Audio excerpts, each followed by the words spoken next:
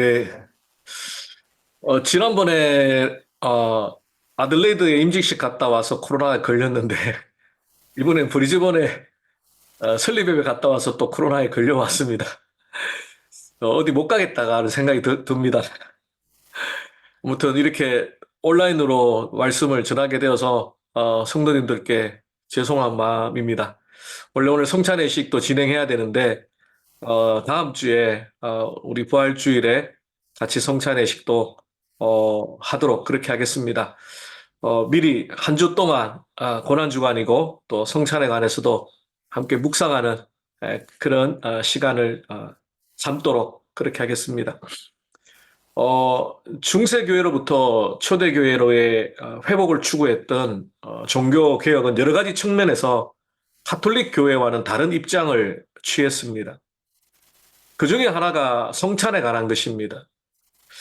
예를 들면 예수님께서 떡을 가리켜서 이것은 너희를 위한 내 몸이다 라고 하셨을 때 중세교회는 예수님의 말씀을 문자 그대로 받아들였습니다. 그래서 떡은 실제로 예수님의 살이 된다고 믿었습니다. 이것을 화채설이라고 합니다. 본질, 본체가 바뀌었다라는 뜻입니다.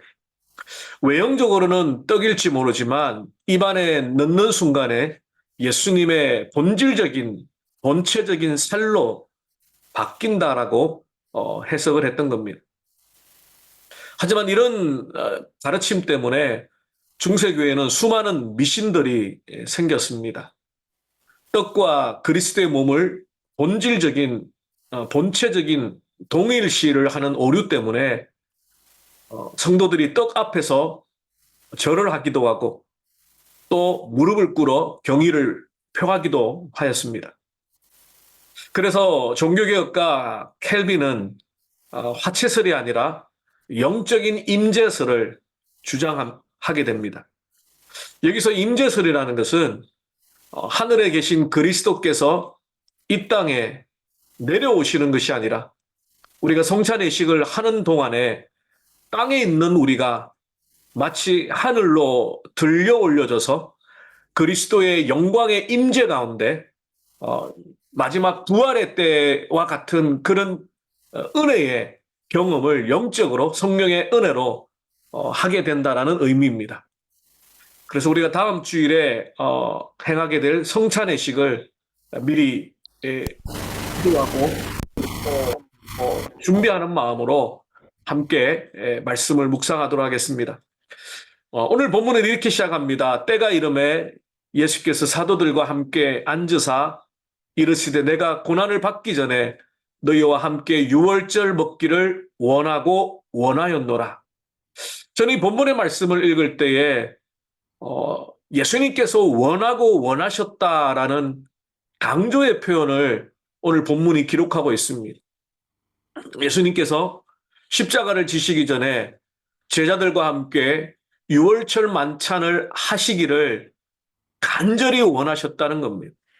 단순히 최후의 만찬, 마지막 이별을 달래기 위해서 제자들과 그냥 식사 정도를 하려고 하신 것이 아니라 특별한 목적과 의도를 가지고 메시지를 가지고 성찬의식을 이 유월절 그 만찬을 하시기를 원하셨다는 겁니다. 류모세 선교사님이 쓰신 열린다 성경 절기편에 보면 예수님께서 왜 유월절에 십자가를 지시고 죽으셨는가라는 의미를 성찬과 연결하여서 설명하게 됩니다. 구약의 유월절 만찬의 가장 중요한 식사 메뉴는 양고기입니다. 특별히 정결함을 위해서 그냥 삶지 않고 반드시 성묘나무 가지에 끼워서 화덕에 구웠습니다. 그러다가 양고기가 화덕에 접촉하게 되면 부정하게 되어서 그 부분은 떼어내듯이 정말 하나님 앞에 정결과 거룩을 강조했던 그런 구약의 예식이 바로 유월절 어린 양입니다. 예수님은 공교롭게도 십자가를 지시고 죽으셨던 때가 바로 구약의 유월절이었습니다. 물론 어린 양과 같이 희생제물이 되셨을 뿐만 아니라 유월절 만찬의 어린 양이 되셔서 자신의 몸을 내어 주셨던 겁니다. 근데 유월절 만찬에 먹는 양고기는 뼈를 절대로 꺾지 않는 하나님의 말씀이 있었습니다. 왜냐하면 흠없이 하나님 앞에 드려져야 했기 때문에. 근데 요한복음 19장 32절에 보면 군인들이 예수님이 죽었는지 살았는지 확인하기 위해서 다리를 꺾으려고 했다가 이미 운명하신 것을 보고 예수님의 다리는 꺾지 않습니다. 양편 강도는 생사를 확인하기 위해서 다리를 꺾었습니다. 그러나 예수님은 정결하게 흠없는 어린 양으로 하나님 앞에 드려져야 했기 때문에 그 뼈를 다리뼈를 꺾지 않았습니다. 이렇게 예수님은 유월절 만찬에 어린 양으로 거룩하고 흠없게 하나님 앞에 드려졌습니다. 그래서 예수님은 출애굽을 통한 구원의 사건을 기념하는 유월절 만찬을 십자가를 통한 구원의 사건과 연결하여서 성만찬, 성찬을 지키도록 명령하셨던 겁니다. 자신의 몸을 나타내는 무교병과 자신의 피를 나타내는 포도주를 건네시며 제자들에게 먹고 마시라고 하셨던 것은 십자가를 지심으로 우리를 위해 자신의 피를 흘려주시고 살을 찢어주시는 메시아이심을 선포하고 확인하는 것입니다. 그렇습니다. 예수님은 이제 구약의 유월절을 통해 나타내고자 했던 하나님의 마지막 뜻인 십자가의 죽음 앞에 서 있습니다. 유월절은 이제 십자가로 끝이 납니다. 더 이상 유대인의 유월절은 유대인들에게 구원을 보장해 줄 수 없는 형식적인 절기로 이제 끝이 났습니다. 그 유월절을 통해 예수 그리스도를 바라보지 못한다면 더 이상 유월절은 구원과는 상관이 없고 하나님의 놀라운 구원의 은혜와도 상관이 없기 때문입니다. 우리 이제 다음 주에 성찬의식을 행할 때 이 세 가지의 고백이 우리 마음속에 있었으면 좋겠습니다. 우리가 어떤 고백으로 성찬의식을 참여해야 되는가? 첫 번째는 예수 그리스도와의 연합의 고백입니다. 이것을 가장 잘 표현한 성경 구절이 갈라디아서 2장 20절 말씀입니다. 내가 그리스도와 함께 십자가에 못 박혔나니 그런즉 이제는 내가 사는 것이 아니요 오직 내 안에 그리스도께서 사시는 것이라. 이제 내가 육체 가운데 사는 것은 나를 사랑하사 나를 위하여 자기 몸을 버리신 하나님의 아들을 믿는 믿음 안에서 사는 것이라. 그러므로 우리는 성찬식을 행할 때마다 예수님과 영적인 한 몸을 이루고 있는 연합된 자라는 것을 재확인하는 것입니다. 예전에 오카른 목사님께서 사랑의 교회에서 성찬회식을 모든 사람에게 오픈한 적이 있었습니다. 초대교회는 신앙의 고백만 있으면 성찬회식에 참여할 수 있었기 때문에 세례를 받지 않아도 누구든지 신앙의 고백이 있으면 받도록 했었습니다. 근데 그것이 이제 총회에 혹은 우리 그 합동교단의 헌법에 위배가 되는 세례는 반드시 받고 난 뒤에 예수 그리스도를 주라고 고백한 믿음의 사람이 성찬의식을 참여할 수 있도록 해야 된다. 그렇게 이 성찬의 의미를 훨씬 더 중요하게 강조한 적이 있습니다. 그러므로 우리가 성찬의식에 참여할 때 그 이전에 예수 그리스도와의 연합의 의미인 세례를 먼저 받아야 합니다. 이 세례 자체가 예수님과 내가 하나 된다는 의미입니다. 죄인인 우리가 어떻게 거룩하신 예수님과 하나가 됩니까?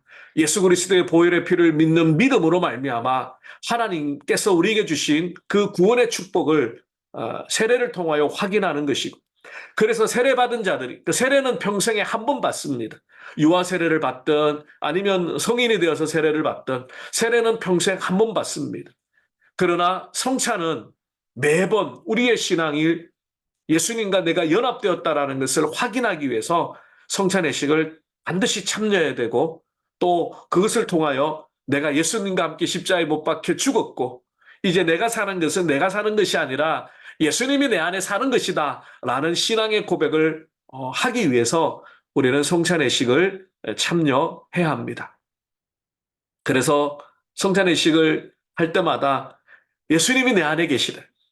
어떤 상황과 어떤 형편 가운데도 나를 떠나지 아니하시고 내 가운데, 내 영혼 가운데, 내 심령 가운데 영원토록 함께 하시는 그 주님과 나는 이미 하나가 되었다라는 그리스도와의 연합의 고백이 이 성찬의식 때 있어야 합니다. 예수님과 함께 십자가에 못 박혀 죽은 자라야 다음 주일, 부활주일 예수님과 함께 부활할 수 있습니다. 십자가에 못 박는 그 작업이 없이는 예수님과 함께 부활할 수 없습니다. 그래서 no cross, no crown, 십자가 없이는 부활의 영광, 면류관의 영광이 없습니다. 그래서 성찬의식이 이렇게 참 중요합니다. 내 육신의 정욕과 생각과 교만과 계획을 모두 십자가에 못 박고 내 안에 사신 예수 그리스도를 따라 살아가기로 다시 한번 작정하는 것이 다음 주일 우리가 성찬의식 때 고백해야 되는 첫 번째 신앙의 고백입니다. 두 번째로 예수 그리스도를 따르겠다라는 믿음의 고백입니다. 마태복음 16장 24절에 보면 이에 예수께서 제자들에게 이르시되 누구든지 나를 따라오려거든 자기를 부인하고 자기 십자가를 지고 나를 따를 것이다. 이렇게 예수님께서 불러주셨습니다.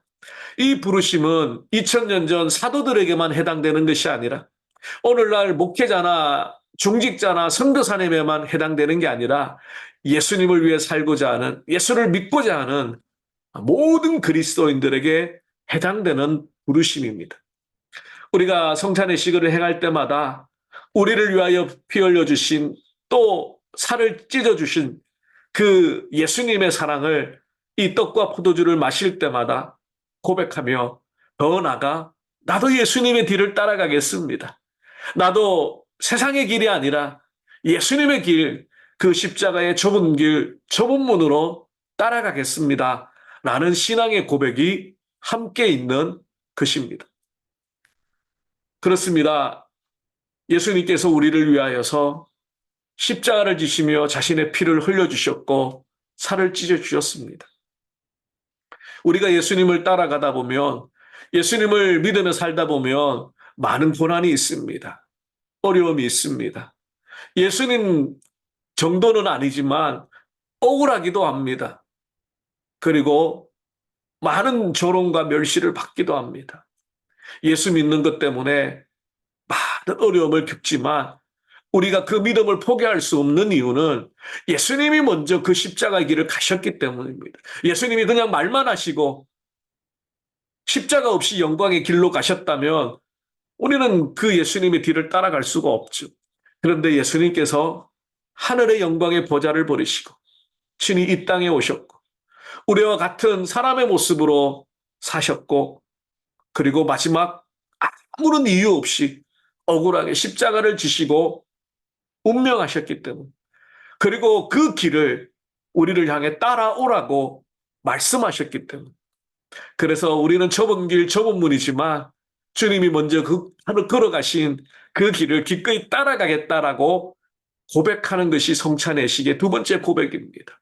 예수님의 피와 살은 십자가의 고난을 통하여 주신 것이기 때문에 그 피와 살을 먹는다는 신앙의 고백은 우리도 예수님처럼 살겠다라는 고백이죠. 우리도 예수님 가신 길을 가겠다라는 거예요.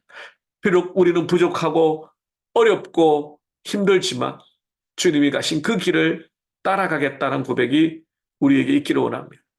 세 번째로 우리가 함께 성찬의식을 나누는 예수 그리스도의 몸을 이루고 있는 공동체라는 고백입니다. 고린도전서 12장 12절 이하에 보면 몸은 하나인데 많은 지체가 있고 몸에 지체가 많으나 한 몸인가 같이 그리스도도 그러하니라. 우리가 유대인이나 헬라인이나 종이나 자유인이나 다 한 성령으로 세례를 받아 한 몸이 되었고 또 한 성령을 마시게 하셨느니라. 여기서 한 성령을 마시게 하셨다라는 의미는 우리가 성령으로 성찬의식을 참여하는 예수 그리스도의 피와 살을 먹고 마신다라는 그 의미를 담고 있습니다. 그래서 세례를 통하여 우리 공동체가 하나가 되고 성찬의식을 통하여 하나가 됩니다. 우리가 매주일 예배를 시작하면서 사도신경을 고백하죠.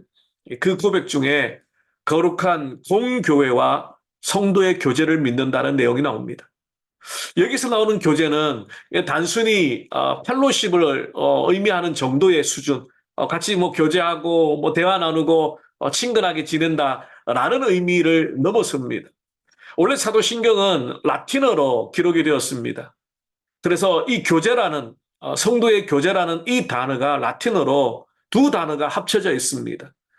코뮤니오라는 단어와 상크토룸이라는 단어가 합쳐졌습니다. 코뮤니오라는 단어는 서로가 하나 되어 나누는 것이라는 의미가 있고요. 상크토룸은 거룩한 것 혹은 거룩한 사람들이란 뜻이 있습니다.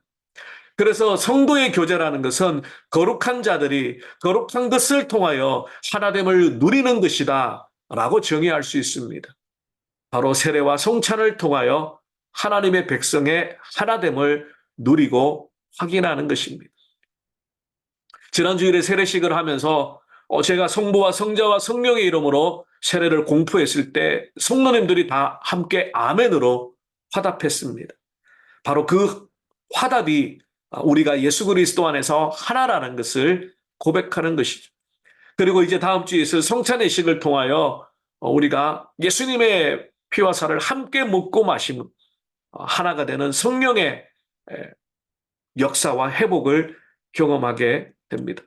거룩한 영으로서 성령께서 몸된 교회를 세워가시며 거룩한 백성들인 성도들을 교제케 하시고 위로케 하시는 역사가 바로 이 성찬의식을 통하여 이루어지게 됩니다.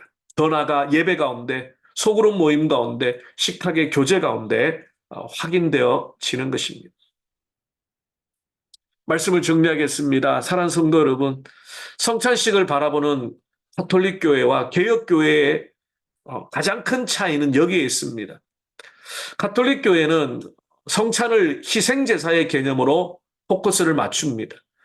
그래서 예수님께 우리가 무엇인가를 드려야 한다라는 것에 의미가 맞춰진다면 개혁교회는 우리가 주님으로부터 무엇인가를 받는 것에 초점이 맞춰져 있습니다. 왜냐하면 성찬의식을 통하여 우리는 왕의 잔치상에 참여하는 신부라고 고백하기 때문입니다.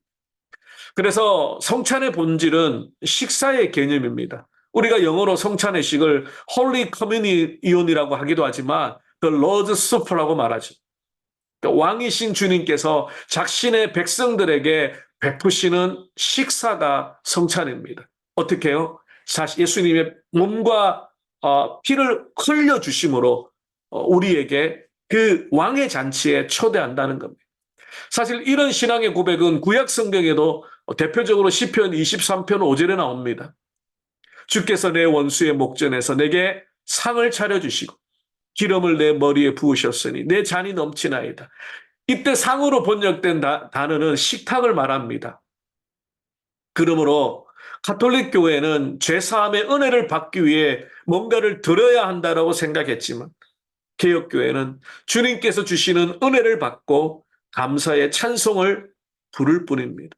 그래서 성찬은 희생제사가 아니라 감사제사입니다.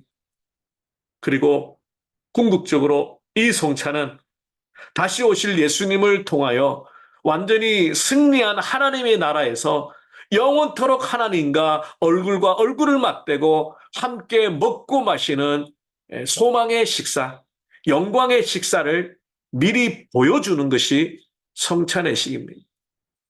그러므로 성찬의식은 지극히 종말론적인 식사입니다.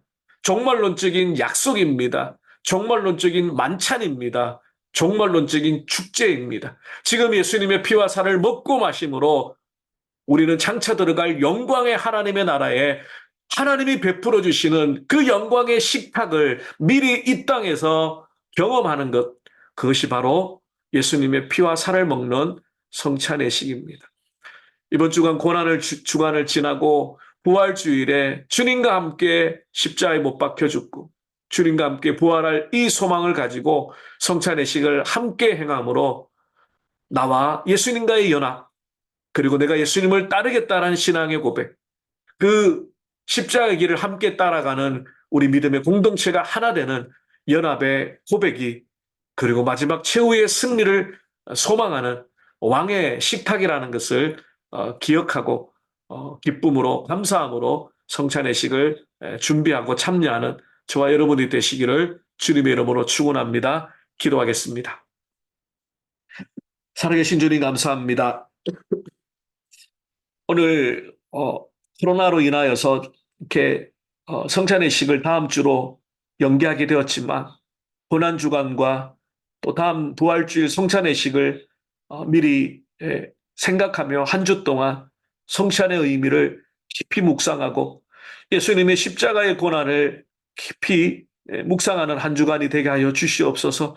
무엇보다도 성찬의식을 통하여 주님이 우리와 하나가 되는 연합의 신앙의 고백, 십자가의 길로 먼저 가신, 그리고 우리를 따라오라 하신 주님을 따르겠다라고 고백하는 신앙의 고백으로 그 성찬의식에 참여하며 예수 그리스도의 머리로 하나 되게 하신 믿음의 공동체가 연합되어 주님의 나라를 이루어가는 그런 은혜의 공동체임을 고백하는 그런 성찬의식이 될 수 있도록 도와주시옵소서.